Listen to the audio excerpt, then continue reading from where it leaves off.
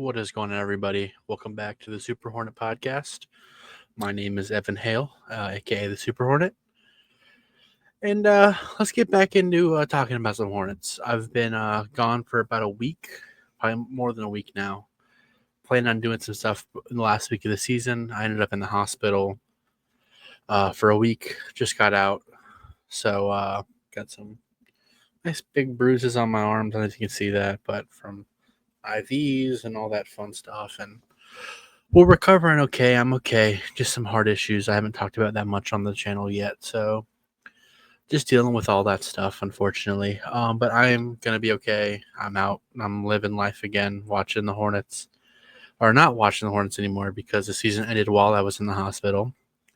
But during, that time frame, since I've been in the season's ended and I got out of the hospital, the Hornets have conducted their exit interviews with multiple players. So I'm gonna read some quotes. We're gonna talk about what the guys have said, kind of thought process on what's going on with everybody, and we're just gonna kind of recap the season and see how they're recapping the season.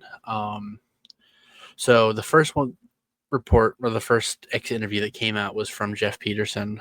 He had some interesting quotes, some quotes that I'm kind of not contradicting each other themselves, but partially political answers, but partially answers I think that he's going to take seriously, which is exciting for the future.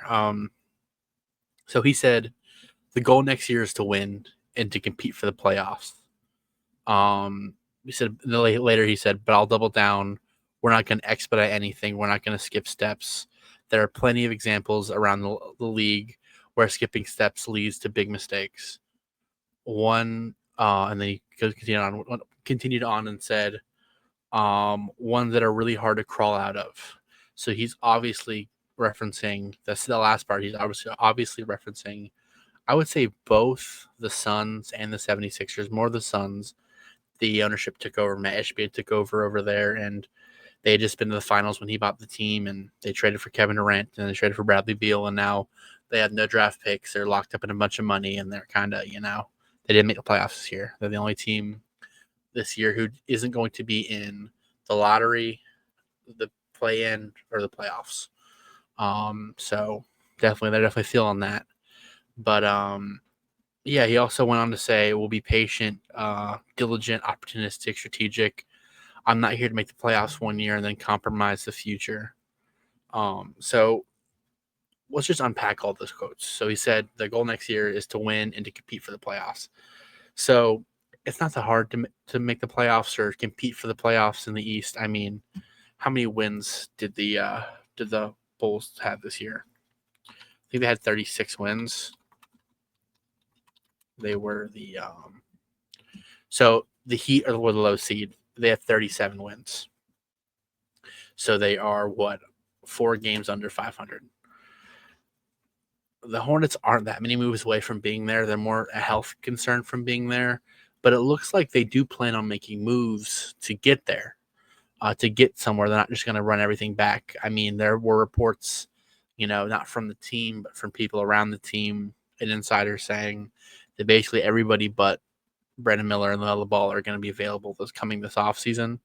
And we'll get into some more about trades later with this, but and like guys who could get traded later. But it looks like Jeff Peterson is like, we're gonna try to, compete. We're gonna try to be a competitive team next year. He later said nobody is happy we won 19 games this year. It's not fun. And it's not fun. I mean, it's not fun at all. So I mean, they are not happy with the current outlook and the current success rate. But they want to be sustainable. They don't want to be a Phoenix or a Philadelphia. So it just comes down to what moves are they going to make.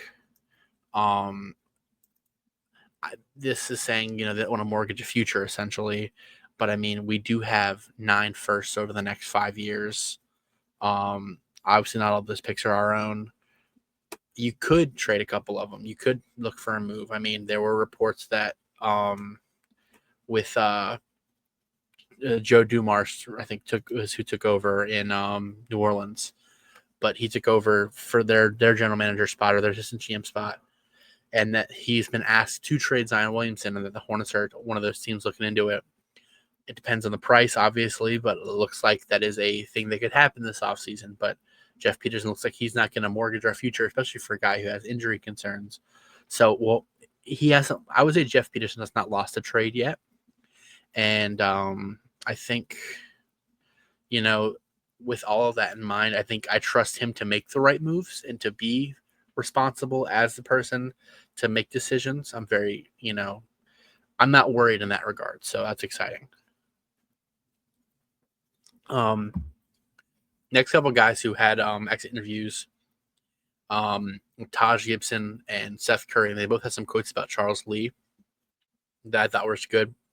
So Taj Gibson said, he's an awesome coach, the future of the league. There's a reason why he was hired. Once he gets comfortable in this league, he's going to be one of the top coaches. The way he coaches guys up, his plays, his timeout sets, he knows what he's doing. And then later he said, even with star guys out, he's drawn up a play and we get it done, get a bucket. He's got the X's and O's. He knows how to talk to players. He challenges players. He sets standard. If he says it, guys 9 times out of 10 did it. So he looks like he commands it, and he's good at what he does, especially drawing up plays. I mean, I want to say the Hornets ran a lot of good sideline out of bounds plays last year, or this. It's crazy. I'm gonna start saying last year. Season's over. Sorry, but yeah, he ran a lot of decent sideline out of bounds plays. It felt like they had good sets. It's just the personnel wasn't succeeding most of the time. I did really like that on him. Seth Curry went on to say the communication with him was good. Him letting me know tonight you might not play as much, or tonight be ready. You're going to be get in early. You might start. So the communication helped me keep my mind right all year long and stay ready. It's obvious that getting that respect from the veterans and him being able to communicate with those guys, because those guys are the next level of leadership down from coaches. Your coaches are your number one, and then the vets. Even vets can argue coaching leadership sometimes when it comes to the respect of the players. So him having them bought in totally, and having them believe in him is a big deal. Taj also said, this was quoted a lot by a lot of sources, this is a gold mine. This is special, when he was talking about the organization and the city of Charlotte as a whole. So a lot of people made fun of that. Obviously, the Hornets are not very good. We all know that. If you're listening to this, you're a Hornets fan, and you know that. But him saying that it's a gold mine, he doesn't gain a lot from that. People are like, oh, what are they paying him? What are they paying him? There's a good chance Taj retires this offseason and that he never plays again. And if that's the case, he doesn't benefit from saying that. He's probably just going to be gone. But a lot of people across the league respect Taj Gibson. There's a lot of people who really, like what he does and, respect. He's been in the league a long time. Sorry, I'm getting a phone call. A lot of people in the league, he's been in the league a long time. And people respect what he has to say. And, it could benefit the team for him, saying stuff like that. So that's a big deal. I think I don't want that to be forgotten. I feel like of the people who are going to get exit interviews, Taj Gibson and Seth Curry might fall under the radar, but I recommend you listen to all of them, because I'm not going to say every major quote, because I'm just trying to go through and get this, talk about, hit everything. I mean, we're only 3 guys in and I'm 10 minutes into this video. So, but yeah, no, his way that he commands the veteran leadership on the team, like I said, it can't be understated. That's a huge deal. And, yeah, it's very promising for also bringing in veteran free agents, because eventually we're not going to be just looking for veteran leadership. We're going to be looking for people who are going to be veterans who help compete and help this team win. I mean, Seth Curry is a decent role player. He led the league in 3-point percentage this year. He made 83 threes to do it, but definitely not somebody. There are other veteran leaders across the league who are going to have more of an impact than him. And Taj Gibson, that's a 3rd string, 4th string center. You don't want him playing a lot of times. Which he's a good leader, and I'm happy he was on the team, but he's not somebody you want out there contributing heavily to the roster. So if but we could take what he's had to say. Hopefully, that's good advertising for future guys who might want to sign in Charlotte later on. I'm gonna move on to the next set of quotes here. I'm gonna go to Mark Williams quotes. He has some of the most interesting ones to me. He talked about both his future on the team and his health. These are all quotes on whether he wants to or expects to return to the team. He said, "I think so. I mean, maybe." When he's asked about wanting to stay on the team, he said, "I think the whole situation, giving me new perspective, it's obviously there's a chance of that, a good chance of that, when in regards to being moved this off season." And he said, "But like I said, I didn't think I was going to be traded the first time. So yeah, I'll just leave it at that." So, he has a new perspective, obviously, and he's ready to be traded again, if that makes any sense. Sounds like he's with the way he's talking and the way Jeff Peterson's talking. If there is a bigger move this offseason, there's a chance that Mark Williams is the main piece in that.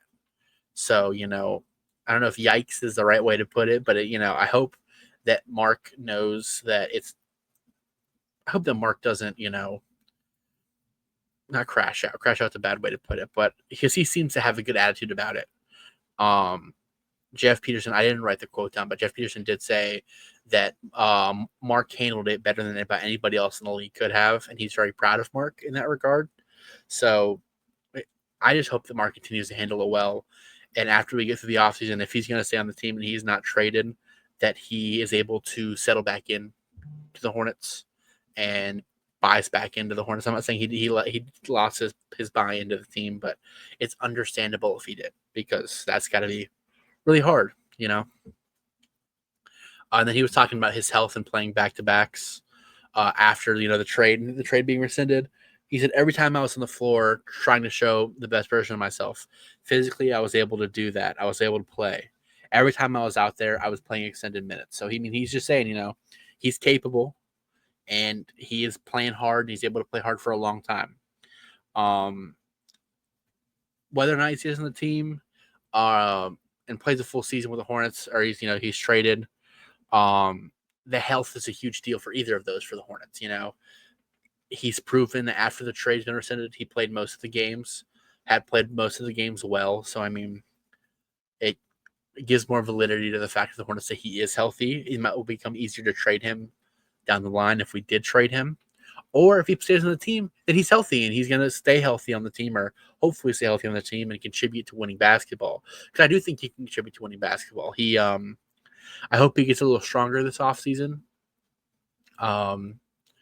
Because he got strength. He built up some strength on the offseason, but then hurt his foot and lost some cardio, and he kind of lost some of the bulk in trying to get back into shape for cardio purposes. So hopefully he can keep the cardio and the bulk, because he was bullied a lot by bigger centers.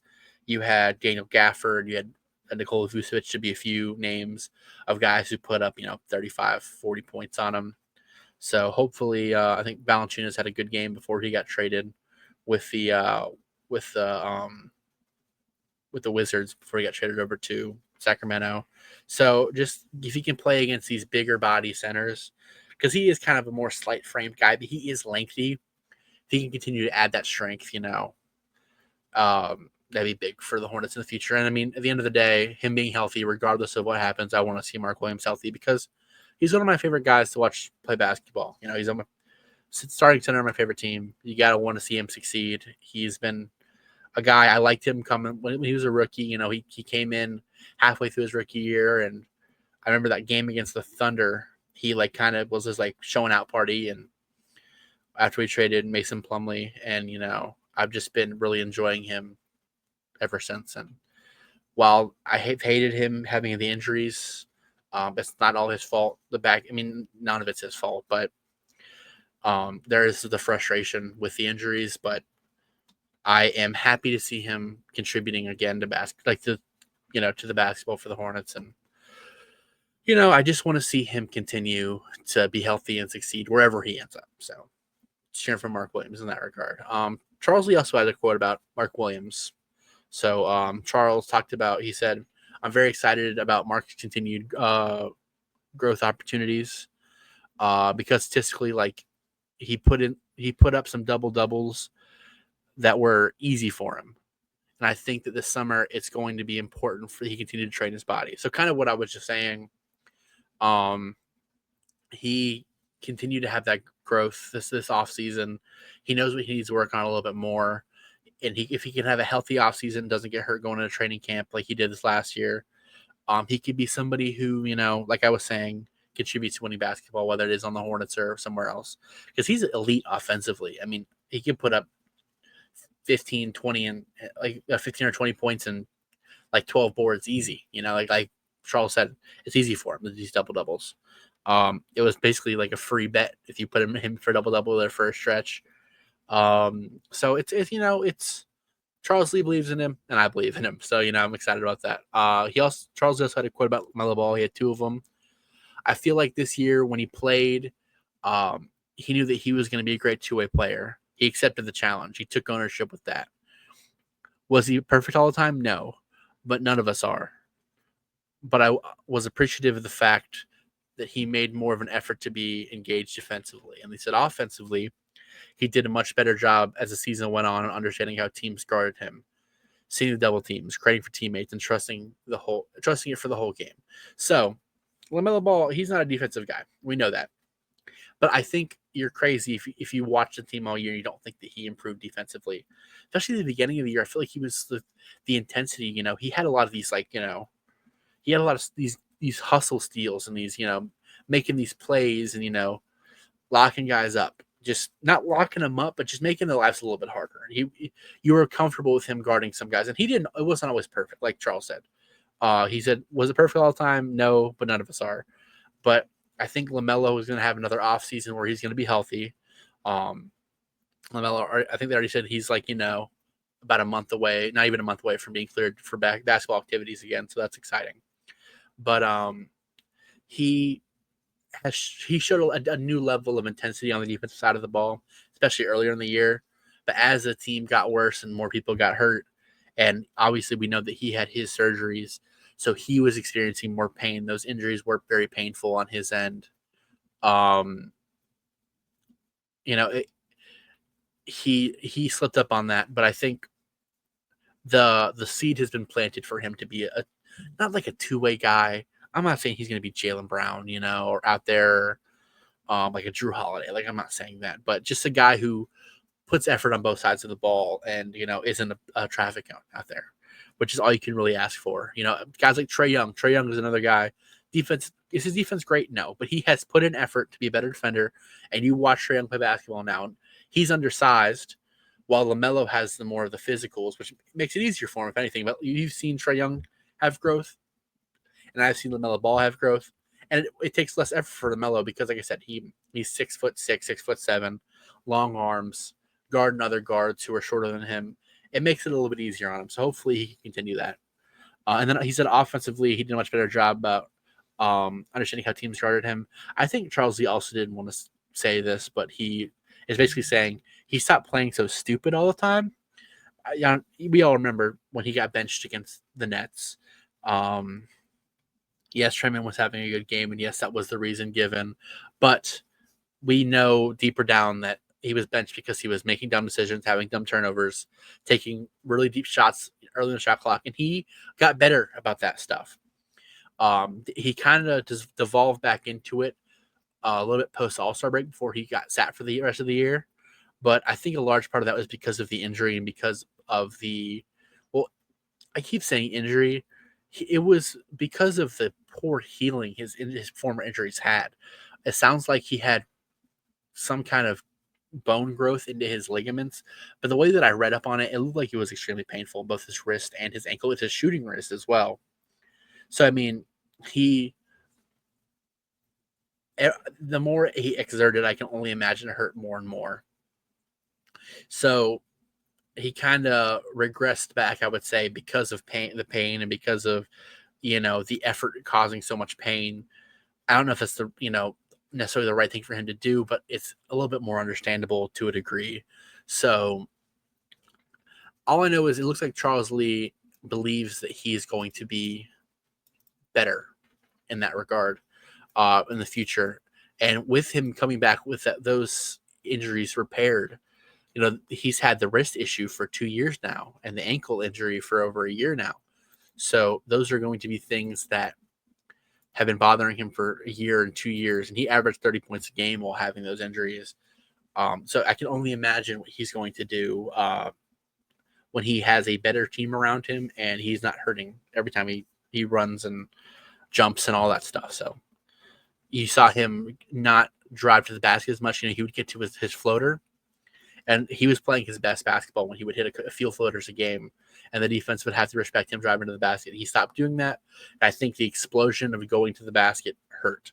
So hopefully with his recovery, he is going to be better and be better and just feel more comfortable playing basketball, and that's all you can really ask for. The injury that I am worried about, because I'm not worried about LaMelo's anymore, but the injury that I am worried about is Brandon Miller's. Not because I don't think he's going to recover, but because of the timetable that Brandon gave us. He said, when he was asked about it, he said, I don't know when I'm going to be back fully. It's probably going to be a couple, and then he said a few months. But right now we're taking everything slow, not trying to rush anything back. I think right now we're working on range of motion. I think that's the most important part right now. Just now getting my range of motion back, because right now I can't really shoot. I can't do anything. So just taking the small steps before we get back into playing. So what he's saying is that he's still getting his range of motion back. He's still working on, rotating that wrist and getting everything back to where you can shoot a basketball, can dribble a basketball, can move that and just be comfortable moving that. But so it's going to be a few months. So he said a couple to a few months. So it is April right now, the middle of April. So let's just say a couple to a few is 2 to 4 months, right?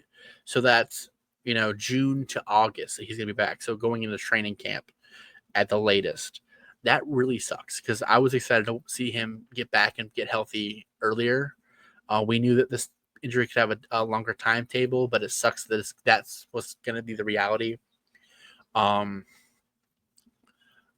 just hope that he gets back before training camp and he can have a little bit of time to, work out. The good thing is he can still work on cardio and that regard, still be, healthy in that regard. But I would like to have seen him work on his jump shooting a little bit more this offseason. They asked him to shoot a lot more threes, and his efficiency really dipped. So if he could have had a whole offseason to work on his shooting, it would have been nice. But hopefully we get some guys around him to help allow him to, kind of lean on while he fully recovers. The good thing is, though, that the guys who I do know who have had this injury, which are Jaylen Brown and Bradley Beal, came back and they played like they never got hurt. Both of them averaged, great points per game. Both were all-stars after they had this injury. It just takes time to recover. I am happy that they're taking their time to recover because we don't want him rushing back. And, those guys were able to give themselves some time too in recovering, and that's why they were able to come back so healthy. So, I'm glad they aren't rushing him back. That is one good thing, but it also is scary that he won't have the summer to get better, but hopefully he'll be able to play back into everything. He also said later on in the presser, he was asked about the core four and the guys. He said, it's a great core. It's a dangerous core. We're capable of beating any team in the NBA. I think it just comes with a mindset and our health. So he's feels similar to the way a lot of Hornets fans feel. It's a decent team. At least our core guys, we just need to be healthy. And, him included. He said he'd never had an injury that required surgery before, so this is all new to him. He's recovering. He's doing well. We just got to see him get back and get healthy. So prayers up for Brandon Miller. I'm excited to see him hoop again. I definitely miss seeing him play. I was thinking about that. Haven't seen him play in a while, and it's been a bummer. So, yeah.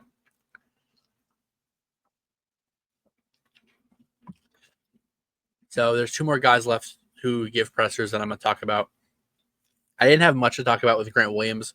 He just talked about his recovery. He's recovering well. I mean, if you guys watch the games, he's at watch the games before the season ended. He's been at games for a while, walking around. I've seen him in the Spectrum Center a couple times walking around, which he seems to be doing well for coming back. Hopefully, I didn't get a time frame in the presser, so I think they're playing it by ear, and still, he's got a lot of time. But hopefully, his play style wasn't an explosive athletic type, so hopefully it allows him to come back sooner and not affect his playing. So prayers up for him especially. We're gonna talk about Miles next. So Miles was talking about his off-season plans and what he plans on doing. So he said, "I feel like that was my problem before, taking the 2 weeks off and then coming back and just going on vacation. But this offseason, I plan on being in Charlotte the whole time, being locked in, focused on the right things. And yeah, I don't want to get out of shape this year. So that's my main thing for me." So we all know that Miles Bridges, since his suspension, hasn't been as explosive athletically since like he was before with his like rookie, sophomore, junior years. He, high flyer, one of the more athletic freaks in the NBA. After he came back, he just was not that, which sucked. I mean, he has his moments, but him driving to the basket, I feel like he was more efficient this year at the rim. I don't have the exact statistics in his percentile, but he still like misses a lot of layups inside. And if those were dunks, he's more athletic. Obviously, dunks are more efficient than layups. If you're putting the ball in the rim, it's easier than putting it on the rim and having it maybe bounce out. But it's good that he's locked in this summer. I think that's a testament to the coaching staff and to Charles Lee, especially that mindset of them wanting to compete. I feel like they have this kind of fire, the whole team does, and that's exciting to see. I don't know if he's going to be traded. And I mean, his value is extremely high right now, so there's a chance he is traded. Which, I mean, either way, that's him saying that's good for trade value, or it's good for him coming up on the next year. I mean, he averaged like 24 points a game for like almost a month there. So that's something that I would love to have him, if he's going to be on the roster next year, continue that mindset, continue that energy, and even take a step higher. Miles Bridges is one of those guys who he plays best when nobody else is healthy, which sucks. But if you can keep that for the whole year, or whenever, like the start of the year, when everybody's healthy, that could be amazing. I mean, I like that he has the mindset that he's like, I'm gonna hit the ground running, and I'm gonna be there all summer. And he said he's probably gonna take 2 weeks off, which I mean, I encourage these guys to take some time off, definitely. But for the idea that he's gonna be in Charlotte the whole time working out, not before he'd be in LA, he'd work on his album out there, he worked on his music out there, and he took a lot of time off. That he's gonna be like with the team. They can't do official team workouts, but around other guys for the team and work out all summer. It's a big deal. It's a big deal for the whole team. The last guy we're going to cover is LaMelo. He had the quote of the exit interviews. If you ask me, he was asked about fans wanting him to leave Charlotte. His like kind of stand fans, the one who like go to a big market, leave the small market. He said, "Just being here, I love it. I mean, the fans are amazing. The living situation has been amazing. Everything has been solid. So all that, you need to leave, and this, that, and this, and that. I mean, when you build something, it's never just going to pop off and be the best thing. So you have to stay there, work it out. Sorry. I kind of wrote this bad. Do what you're going to do. Okay. Sorry about that. So, okay, I'll read it again. So you got to stay there, work it out, do what you're going to do, and see what happens. If you're going to make it work, you know what I'm saying? So he is very committed to seeing what's going on in Charlotte through. He does not want to leave. He loves the city. He loves the living situation. He loves it. I mean, I got to meet the team. I'll give a little bit more of the story after this. It's kind of like like an unplugged, less more like about basketball, but not really about basketball. But just seeing him committed to the city, and that he, all reports saying the team wants to bring him back. He wants to be here. It's all pointing to the fact that like LaMelo is going to be working on seeing this through, and hopefully the team builds around him so we all succeed. They all succeed together. Excuse me. That's all you can really ask for, is to see them all succeed together. I mean, I want to see this front office, this ownership group, build something around LaMelo because I think he is a winning player. I think you put him in the right situation, you have the right guys around him, he can contribute to winning. He's a guy who's going to average, if you have a good team around him, can average 25 and 10. His efficiency might not be the best. His turnover ratio is probably be better with a better team, but he's going to be a guy who is going to draw attention from the defense, but also make the right pass. If you have scores around him, Brandon Miller, Miles Bridges, hopefully Cooper Flag, or talked about earlier about like a Zion or something, somebody like that who pulls attention. He can pull attention towards him, dish it to them, or they can pull attention from him, dish it to him, and play off each other. It could be a special, bond and a special chemistry we could have if we have a better roster.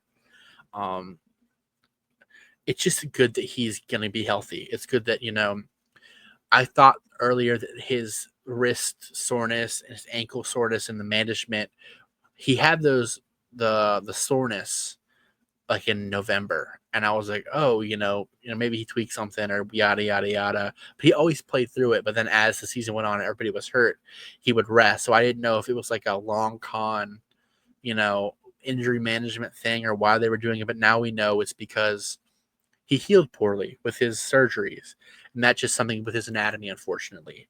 But they are fixing that, and now we know that he's going to be healthy. He had the one calf strain, and he missed like a week or so, and he had the one ankle sprain against the Lakers where he stepped on Jared Vanderbilt's foot, and he missed a little bit under 2 weeks. But he's wearing the braces. He's taking care of his body. You go watch if you go to the games, he is working out. He's got the resistance bands and a training staff coach, and they are working on ankle resistance, lower body resistance, flexibility, making sure that he can be healthy and working all the right things. You can tell that this medical staff is really taking care of him, and these injuries that he has had, or most of the time he has missed, was because of these prior injuries that did not heal properly. That, like I said, based on the reports, sound like they were extremely painful. I mean, it sounds like he had basically bone spurs in his, rubbing up on his, ligaments. That sounds awful. That's like having needles, like stabbing needles in your ankle and then running around in them, like in your Achilles tendon. That sounds like the worst. It's glad he didn't get more hurt after the fact. So, I'm just happy he's going to be healthy and not be in so much pain. I did a video when they announced he was out for the year, and I went into more details on that, but I'm just happy that he's, going to be healthy and, all of that. But I'm going to give a little bit of a story about, so last Monday, what's today? Today is, it's going up on Wednesday. So, 9 days ago, Monday, I was invited by a season ticket holder to attend a season ticket holder event with the Hornets to meet all the Hornets players. It was an awesome event. Every player but Trey Mann was there. Oh, we can talk about that a little bit in a minute. But I was able to attend. I was a Super Hornet. A lot of the guys remembered me, which is super cool. And I got to meet all the players. So started off meeting. There were groups of players and there were lines. And it was pictures and there was no autographs, so it would move quicker. So the first group we got in line for, because we were kind of like, it was in the section center, so there was like Mark Williams and Taj Gibson were on the court, and the next to him on the court was LaMelo and Tijon, and those are two different groups. Then down if you've ever been to the Spectrum Center, there's a little off the court where the players towards the locker room. There's also some clubs back there. In one of the clubs was Miles Bridges, Daquan Jeffries, and Jalen Sims. Then it was KJ Simpson, Damian Baugh, and Josh Green. And then it was Moussa Diabate and Yusuf Nurkic. And then it was in the locker room was Josh Okogie and Seth Curry. So I wanted to meet everybody. So we started with LaMelo. We started with Miles, Daquan, and Jalen Sims because I wanted to hit some of the guys over there. I was wearing my Musa jersey, so I wanted to beat Musa, and they were next to each other. So got in line for that right before like they came out. We were like the 7 people in line. I was there with some friends. Shout out Lee the Hornet. He was the one who hooked me up. He's Lee the Hornet on TikTok. I'll probably put his link in the description because he deserves it. Lee's the best. I've had him on the show before, but he was able to. He had some extra tickets, so me and him went. And we met Miles. Miles remembered me. He's seen me before. Got pictures with them. Went over, met Musa and Nurkic. They're probably the most excited guys. Like the picture's awesome. I've shared them online, so you could go online and look on my Twitter. But I was wearing my Musa jersey, and Musa was so excited that I was wearing his jersey. And Nurkic was like, "Show the heat," because I wear a big chain with my like the Hornets logo chain with my outfit. So I pulled the chain off. They kind of pointed at it. It was really cool. They were nice. Dapped me up. Uh, then I went on and I met Grant Williams and he was with Wendell Moore in the practice gym. Grant said we could play chess. I got him find him on chess.com. So that's exciting. Then I went to met KJ and Josh Green and Damian Baugh. They were cool. I've talked to KJ's agent about an interview, so trying to get that sorted out. Don't know if it's going to happen, super early, but I told him that, and he's like, yeah, I'll talk to my agent. I talked to his agent since then, trying to work some stuff out. We're currently working on getting a media pass with the Hornets. So hopefully that works out. If you're watching this video, give it a like and share it so we can get more views on this stuff so that can become a thing. Got around and met everybody. Then I met Mark Williams and Taj Gibson. I joked, I made him laugh. I kind of patted Taj Gibson on the shoulder. I'm like, look at you getting him shooting threes. And they both laughed and met them, got a picture with them, and joked with Mark to make the next 3 he took. He ended up taking one more 3 this year because that was, I forget when he took the 3, but he took one more 3 this year, but he missed that one too. Kind of a bummer. But met him, and then I went into the locker room. I met Josh Okogie and Seth Curry. Josh Okogie, I made a sign for him when he joined the team when we traded for him. His first game in the Section Center, he remembered me. He remembered that. Super nice guy, both of them. But definitely Josh Okogie was happy, meeting me, which is cool. And then I met Brendan Miller and Nick Smith Jr. They were cool. They were kind of chatting it up. I think they had talked to some people before, and they were talking about them. So, it was super quick with them. But everyone was like super nice. And then I didn't think I was going to have time for LaMelo and Tijon. The line's really long. I was like, I can go meet everybody else, or I can go meet LaMelo and Tijon. I was like, I'm going to go meet everybody else. And then it worked out where I was able to go hop in line. I was one of the last people to meet them. And it was super cool because Tijon was nice. He dapped me up. And then LaMelo, when I went to go say hi to him, he was like, how you been, bro? Like, thought he knew, like, he remembered me. He knew me. Asked me how I'd been. Didn't really recognize me. Was really nice. And he said, take care of yourself. When I was leaving. So, I mean, I watched him interact with other people before that, and he didn't say that to anybody else. So I think he remembered he's seen me around. So which is cool. I'm making some kind of impression with the players, but that was super cool. Meeting everybody and, doing all that stuff. I'm not thinking I'm missing a group of guys that I met. I think that's everybody, but the locker room was cool. Going to the locker room was really neat. I kind of thought the locker room would be a little nicer, which is part of the reason I think they struggle to get some guys where they're upgrading the arena and upgrading the stadium. I had been under that area before where all the like clubs are and stuff. They've redone all of it, so they're improving things, and hopefully the player stuff. They're building a new facility, so obviously they're improving some stuff. But the one guy who wasn't on anything was Trey Mann. So I don't know what's going on with Trey Mann. I mean, we've talked a lot about him on the show.